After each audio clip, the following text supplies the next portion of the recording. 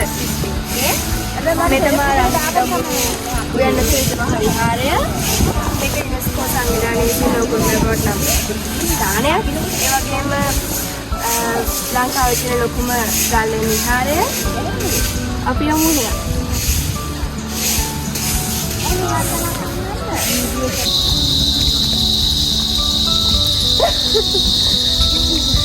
මහන්සිනේ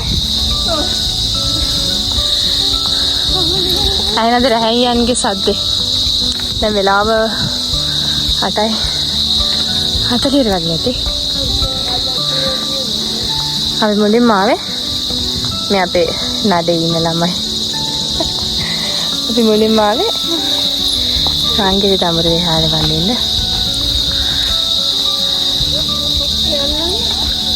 ඉතින් බලමු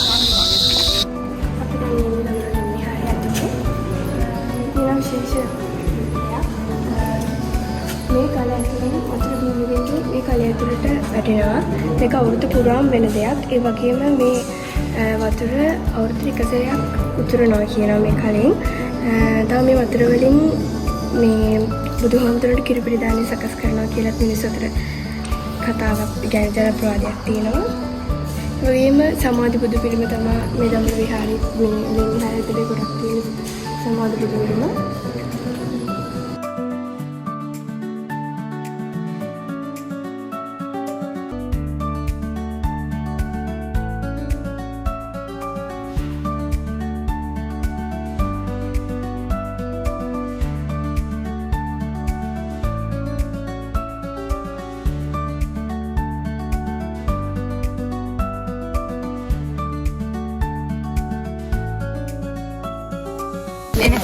Hai. Abi yang sini gabang ini untuk bas. Abi masukkan bas. Abi masukkan bas sama bas kita bas. Saya bas kita apa? Saya kain kota dengan kota kerja juga hari ini malam. යමු අපිත් එක නේද බලන්න වැස්ස දවසක සීගිරිය කොහොමද කියලා බලන්න අලුත් එක්ස්පීරියන්ස් එකක් දැන් සීගිරිය අපිට පෙරමානේ තියෙන්නේ මේ වැස්සත් එක්ක අපේ සීගිරිය නැගිලා යනවා. සීගිරිය ගැන මත දෙකක් දැනනවා. එකක් කියන්නේ කාශ්‍යප සීගිරිය දිබලා කියනවා. ආයි කියනවා රාවණාස්තුමාගේ සීයා වෙන කුමාරි මහරජතුමා මේ සීගිරිය බලකොට ඉදි කළා කියලා. කාශ්‍යප රජතුමා ගැන කිව්වොත් කාශ්‍යප රජතුමා මුගලන් මේ රජතුමාගේ රජකම උතුරගෙන මුගලන් රජතුමාට බයේ තමා සහෝදර මේ අතර අඬුවක් ඇති වෙන කරගන්නවා මේ සීගිරි බලකොටුව හදලා මේ බලකොටුවලා හැංගිලා ඉඳලා තියෙනවා.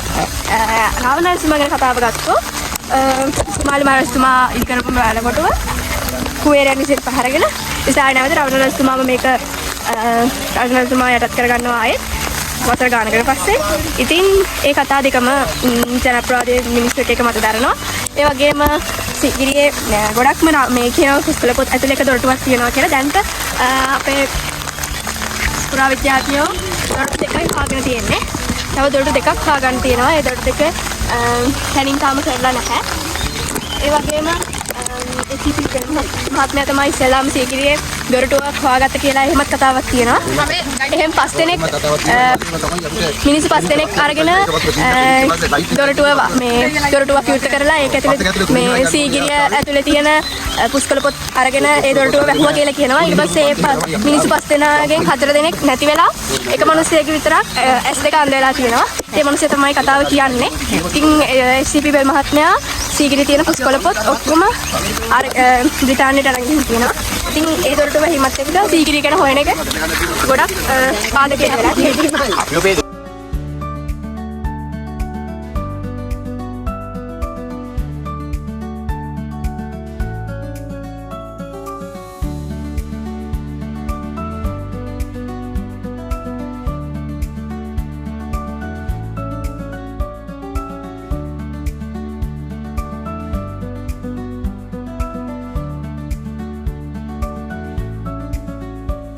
අපි දැන් ඉන්නේ සීගිරිය නැගින සිංහ පාදයරඟ.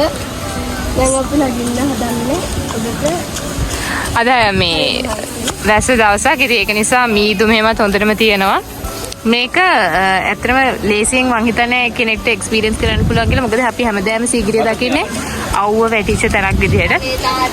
ඒ වුණාට අද බලන්න ලොකු වෙනසක් තියෙනවා. සීගිරිය මීදුමෙන් වැහිලා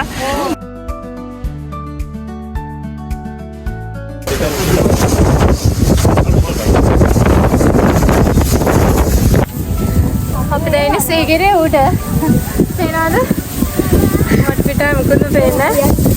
මීදුම. Wow. නිකන් සිරිපාද වගේ. ඉස්සෙල්ලා බලන්න.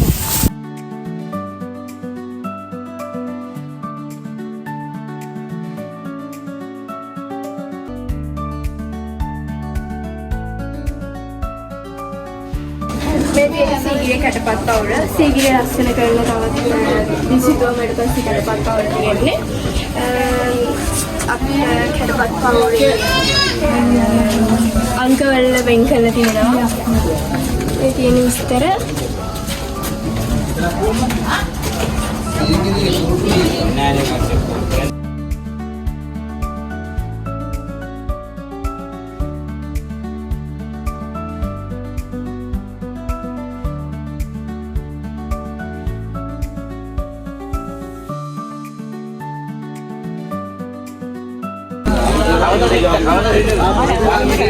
හායි අපි ඉන්නේ දැන් දෙවෙනි දවසේ. අපි ආව මුලින්ම සෝමාවතිය වඳින්න සෝමාවතී රජමහා විහාරයට. ඉතින් සත්මි කියන්නකො මොනවද සෝමාවතී රජමහා විහාරය ගැන දන්නේ? සෝමාවතී රජමහා විහාරය ඉස්සරහම හිටපු කියනවා. කවන්ති රජතුමා හදලා තියෙන බුදුන් රජතුමාගේ පියා. සෝමාවතී රජමහා විහාරය ගන්න මුල් වෙලා තියෙන හේතුව තමයි සෝමාදේවිය කියන්නේ වලගම් රජතුමාගේ බිරිඳ. මුල් කරගෙන තමයි මේ විහාරය ඉදලා තියෙන්නේ.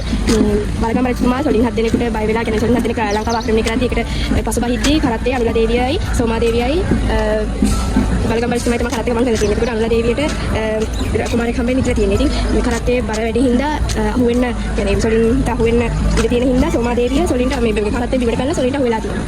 ඉතින් මේ ඒක يعني සෝමාදේවිය කරපු මේ ක්‍රියාව මතක් කරගෙන තමයි මේ සෝමාවතී රජමහා විහාරය හදලා තියෙන්නේ. රුවන්වැලි මහසෑයට මිරිස වැටියට මේ හැම චෛත්‍යයකටම වඩා පැරණි විහාරයක් තමයි මේ සෝමාවතී රජමහා විහාරය කියන්නේ. මේ චෛත්‍යය තැන්පත් කරලා තියෙන බුදුරජාණන් වහන්සේගේ අකු ධාතුව කියලා කියනවා. ඉතින් අපි ආව බලන්න මේ නැවතලා හිටපු තැන ඉඳන් කිලෝමීටර් 40ක් විතර දුරින් තමයි තිබ්බේ. බලමු අපි කියලා මේ අපි එන ෆස්ට් ටයිම් නේ. කලින් වතාව ගොඩක් වගේ පළවෙනි වතාව. අපි දැන් සෝමාවතී චෛත්‍ය වැඳ පුදා ගන්න ආවා. දැන් ඉන්නේ ඇතුලේ. ජම්බු එකක් තියෙනවා. ඊට ජම්බු දෙක. ඔය ජම්බු මේ පන්සලේ ආලියද? මේ ඉන්නේ පන්සලේ ආලියා. එයා මේ අලි වැටක් තියෙනවා. අන්න කෑම දානවා. නැත්ත නෑ. අය නැත්ත නෑ. කෙටි ඔක්කොම ගලවගෙන ගිහිල්ලා. මේ වලින් පදිනවා නේද? පන්සලේ ආලියා කියලා කිව්වා. hina වෙලා ඉන්නේ. hina වෙලා. අනේ කන්න දෙන්න හදන්න කෑවේ දෙන්න. යා කඩියට දාලා.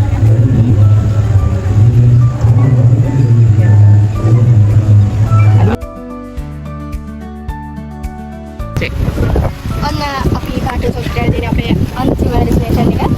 ඉතින් ටිකක් මෙතන ඉඳලා කාලා අපි අපේ පිටසෙන් වාගෙන පිටෂලා නාලෙම යනවා අපි යනවා අන්තිම තැනදී. අද ආදින් ඉවරයි දෙවනි දවසේ. මේ අපිට පේන්නේ පරාක්‍රම සමුද්‍රය වතුරට හයිය දුවගෙන යනවා. හරි භයානකයි. මෙතන අපි තාන ප්ලෑන් කරගෙන ඉන්නේ බලමු කොහොමද කියලා. ඔව් අපි හරිම නිදහස් පාරවල් එහෙම මෙතන ඔයගොල්ලෝ දෙන්න නානසේ මොකද පොලිස් ලයිෆ් සේවිං යුනිට් එකක් තියෙනවා මේක තියෙන හැල් කෙලින්ම මුලින්ම පොළොන්නරුවට මේ මොනවාද පොළොන්නරුව පරාක්‍රම සමුද්‍රයට එන තැනමයි එන්ට්‍රන්ස් එක හරිය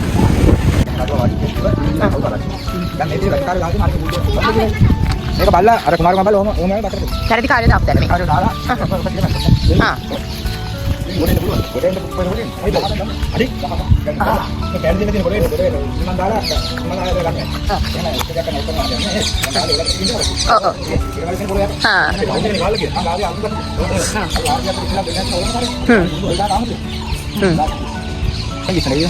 දැන් කුමාරකම වෙන්න දෙන්න. දියාගල. දියාගල නේද? තාම මේකම තියෙනවා අක්කරා ඇත්තද? කුමාර පොකුණ. මේ පැත්තෙන් තියෙනවා කුමාර පොකුණ. මේ තියෙන්නේ හයි කෝට් එක වගේ කාලේ තිබ්බ රජමාලිගාව. ප්‍රශ්න විසඳන්න වගේ. අපේ පානේ ගාව නැහැ. ගාව අයින් කරේ හින්දු ආගම අපි. මොකද නන්දි කියන ගාව අයින් කරේ මොකද කරලා සීදේවල නන්දි කියන ගාව අයින් කරලා තියෙනවා. හින්දු ටෙම්පල් වල බලන්න මල් මාලා දාලා මොකද කියලා කිරියලිනවා. මොකද සීදේ යන වාහනය. ඔතන ඉන්නවා හතුන් හදන්නේ. එන්නේ කියන්නේ. මකර කියලා අපිට නෑ මරක් කල්ටි කරන්නේ. වාසර ගියහම පින් කරන්න බෑ. පේන්නේ නැහැ. කන් ඇහෙන්නේ නැහැ. අතපය වාරු නැහැ. මකර කියලා හතෙන්නේ නැහැ නේ. ඒ දෙන්නේ මහලු වගේ අඳ ලක්ෂණයි. මේ අරියාගේ හොඳ වෙලා අරියාට හොඳ නැකන් ජීවත් වෙන්න බෑ. ඌරගේ දාල. ඌරගේ දාත් වතුරගේ ඇහැ. ඉන්න පාරද. මේ ඇහැ කන්නේ. අත් ඒක කොට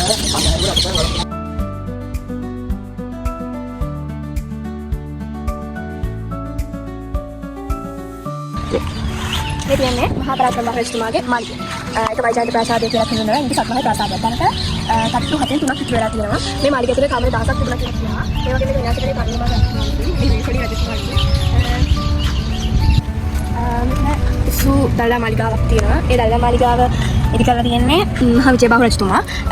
දළදා මාලිගාව ආරක්ෂා කරන දළදා වහන්සේ තිබ්බ එක ස්ථානයක ඉස්සර දළදා වහන්සේ අයිතිකාරත්වයේ තියෙන කෙනා තමයි රාජ්‍යත්වයේ උරුම කෙනා කියලා පිළිගන්නේ. ඉතින් විජයබාහු රජතුමා මෙහි දළදා මාලිගාවක් ඉදි කරලා මේ තමයි දළදාව තැන්පත් කරලා තියෙන්නේ. දළදා වහන්සේගේ මේ ආරක්ෂාව සඳහා ඉන්දියාවෙන් වෙලෙක්කාර හමුදාව ප්‍රයාගප්පටි කියන කුඩි හමුදාවක් එන්නලා ආරක්ෂාව ඉදාගෙන තියෙනවා. ඉතින් ඒකේ පේනවා ඉස්සර රාජ්‍යත්වයේ මේ රාජ්‍ය සම්ප්‍රදාය විදේශ අපේ රාජ්‍යත්ව සම්ප්‍රදාය.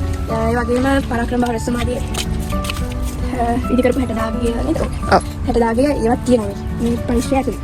ස්ථාන ගොඩක් තියෙනවා. අපේ බුදු රූප තියෙනවා.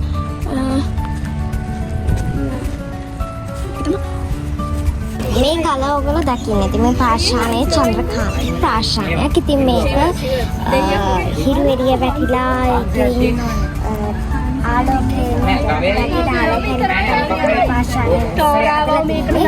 ඒ කියන්නේ ඉස්සර කාලේ ලයිට් තිබිලා නැති නිසා විදුලි ආලෝකයෙන් තමයි මේ චන්ද්‍රකාන්ත කියන පාෂාණය දාගෙන ඔව් එක තැනින් තැනට ඒ වගේ ඒවා පාවිච්චි කරලා තියෙනවා මේ බිම හදද්දි නිර්මාණය කළ කොට තියෙනවා ගල. ඉතින් ඕගොල්ලන්ට තේරෙනවා ඉතින් කලින් ඒ කාලේ කොහොමද කරේ? දැන් මේක කොටලා තියෙන්නේ මොන වගේ තාක්ෂණයක් මේ වගේ මූර්ති හදන්න භාවිත කරලා තියෙන අපිට ඇත්තට පුළුවන්. ඉතින් මේ වගේ මූර්ති අනාගතයට තියෙනවා මේ ආරක්ෂා කරනවා. මේ විදිහට මේ වගේ කාන්තරන් එකම හෙලක් දාගෙන බලලා කරගෙන යනවා.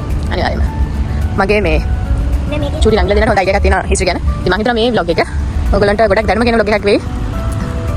මම ලස්සන සන්සෙට් එකත් එක්ක සන්සෙට් එක ළඟදී පේන්නේ මෙතන මාර්ම ලස්සනයි. just imagine ඒ කාලේ මේ වගේ වෙලාවට මේ වගේ තැනක් තියනවා කියන්නේ ඒක මේක ඇත්තටම තියෙන කාලේ මොන වගේ වෙන්නේ නැද්ද?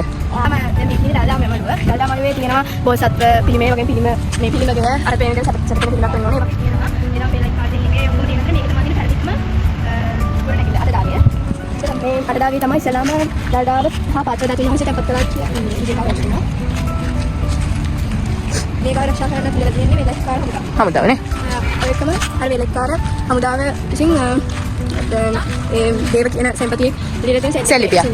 හා වෙලෙක්කාර හමුදාව මොන ප්‍රශ්නාවක් මේ විදිහටම සිංහ ජාතිය කියන්නේ කවුද කරනවා කියලා මේක පොරොන්දුවක් වෙලා තියෙනවා. ඔව්. දෙමළ භාෂාවට තියෙනවා.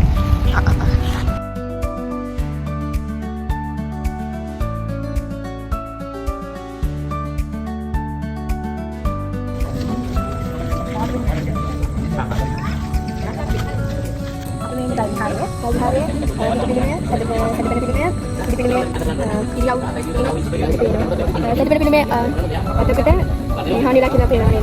එහෙම වෙලා තියෙන්නේ කතාවක් තියෙනවා සුද්දෙක් ඒකට යට කොටසක් ගලන ඉඳි තිබ්බ කියලා. ඒ අවස්ථාවේම කැලේකින් අලියෙක් ඇවිල්ලා ඒ සුද්දව මැරුවා කියලා එහෙම කතාවක් තියෙනවා. ඒ වගේ ජනප්‍රවාදයක් තියෙනවා. ඉතින් ඒ වගේ හාස්කම් තියෙන තැනක් මේ පිළිම ඔක්කොම නෙලලා තියෙන්නේ එකම ගලේ. මේ ගලේ හරිය තියෙන විශේෂත්වය තමයි ඒක. එතකොට අපිට මුලින්ම තියෙන පිළිමේ අපි ඇත්තටම වැන්දොත් පිළිම පහකට අපි නමස්කාර කරනවා. මොකද ඔයගොල්ලෝ පේනවා චූටි පිළිම මෙන්න බුදුහාමුදුරන්ගේ සමාධි පිළිමේ කෙලින් පොඩි පිළිම හතරක් තියෙනවා දෙපැත්තේ දෙක ගානේ. ඒගොල්ලෝ අපි පහකට නමස්කාර කරනවා. ඊට පස්සේ තමයි මේ තියෙන්නේ කිසිම පිටින් අලුතෙන් කොටසක් ඇටච් කරලා නැතුව හදලා තියෙන එකම ගලේ නෙල තියෙන පිළිම ටිකක් තියෙන නිසා තමයි මේක ගොඩක්ම විශේෂ. මේ අපිට අලුත් අත්දැකීමක් වෙන්න තවත් හේතුවක් තමයි අපි ඇවිල්ලා ඉන්නේ රැ වෙලාවක. ඉතින් මෙහෙම තමයි අපිට පේන්නේ. මේ අපි ගලක් උඩ ඉන්නේ. මොකද පේන්නේ නැහැ. ඉතින් මම ඔයගොල්ලෝ මාර්ගෙන යන්න.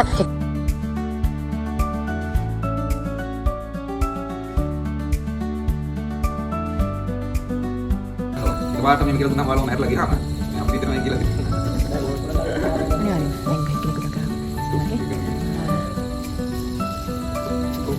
මනස් රයිට්.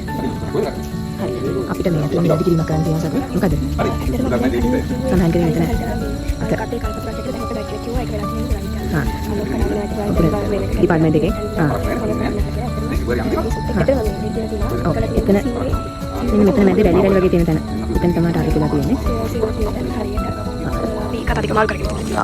මේක අපිට ඉගෙනගන්න තව දෙයක් තියෙනවා. අපි මේ වගේ පුරාවිද්‍යාත්මක තැන් වලට ආවම අපි දන්නේ නැති තොරතුරු කොච්චරක් තියෙනවද සහ මිනිස්සු කොච්චර ඉන්ෆර්මේෂන් මිස් ඉන්ෆර්මේට් කරනවාද කියන එක. මොකද ගොඩාක් අපි කතන්දර කියන්නේ මෙහෙම කතාවක් තියෙනවා. මෙහෙම ජනප්‍රවාදයක් තියෙනවා කියන එක. හැබැයි ඇත්තම කතාව සමහර විට මම හිතන්නේ කවුරුම නොදන්නවා වෙන්නත් පුළුවන්. නේද සත්‍ය? ඉතින් ඔව්. දැන් අපි ඕනම ඓතිහාසික ස්ථානයකට ගියාම ගොඩක් කතන්දර කියනවා. එක වයි කෙනෙක් එකක් කියනවා. එකම ගමේ මිනිස්සෙක් තව එකක් කියනවා. ඒ වගේ විවිධ කතා තියෙනවා. ඉතින් ඒක නිවැරදිව හරි දෙයක් ගන්න කියන එක තමයි මට කියන්න තියෙන්නේ. මේ යන ගමන් අපිට තවත් තොරතුරක් හම්බුණා නේද සම්මි? ඒ කල කළු ගල්ම නෙමෙයි කුරුදු ගල් කියපේ ගල් නෙමෙයි කුරුදු ගල්. කුරුදු ගල් වල තියෙන විශේෂත්වය මොකද්ද? කියන්නේ ඒක සිවුම් දෙයට තරහානි වෙනවා. කියන්නේ පොඩි ක්‍රැක් එකක් වුණොත් ඒක ලොකු ඩැමේජ් එකක්. ඔව් ලොකු පරාසයක්ම ඩැමේජ් වෙන තරමට ඒක ඔය කියන්නේ ඒක ඉර තනියරක කියන්නේ කනිකරම පොඩි තැන පොඩි ඉස්සරහටම බලන්න අපේ මේ ඉස්සරහට ශිල්පීන් කොච්චර ඔව් පරිස්සම් කොච්චර ටැලන්ටඩ් කියලා හිතන්න. දැන් ෂූටි තැනක් මේකක් වුණා තර නෝමල් එක මම හිතන්නේ දැනුම තියෙනයි දන්නේ නැති නෝමල් මේ ස්ටෝන් එකට වඩා ඒ මුළු ප්‍රමාණයම කැඩලා යනවලු කුරුඳු ගල් නේද කියන්නේ. ඔව් ඒ වගේ ඒ වගේ එකකට මෙච්චර ලස්සන නිර්මාණය කරන්න තරම් ලංකාවේ මිනිස්සුන්ගේ තාක්ෂණික දැනුමනේ. මේක වෙනම තාක්ෂණයක්. මේ තියෙන්නේ අතර නම් දන්නේ නැහැ නේ. කරලා කරන්නේ. ඔව් කුරු පේන්නේ කලවල හැබැයි ඉස්සරහට පේනවා. ඔව්. එහෙනම් අපි තව ලොග් එකකින් හැම එකක්. බයි බයි. සද්මි thank you. මගේ අලුත් බ්ලොග් සපෝට් අලුත් අලුත් ගොඩක් එක. අපි ආයෙත් හම්බෙමු. පාටේ.